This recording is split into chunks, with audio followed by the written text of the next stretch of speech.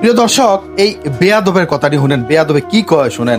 খেলতে চাইলে ঢাকায় আসিস, কুমিল্লা ভার্সেস নোয়াখালী একটা ম্যাচ হয়ে যাবে। হেতিরে কিতা কইতাম স্যার কোনছে, আপনারা কিতা কইবেন স্যার কোনছে, আপনারা কদ্দুর কমেন্টে হেতিরে কিছু কইয়া যান, বুঝছেন কিতা কইছি। হেতি কয়দিন আগে বাইরে লইছে কুমিল্লারে বাসাই লাইব, ওই যে বাসাই লাইব ওইটা কইরা, বুঝছেন, এটা মুখ দিয়ে কইতাম না, বাসাই লাইব।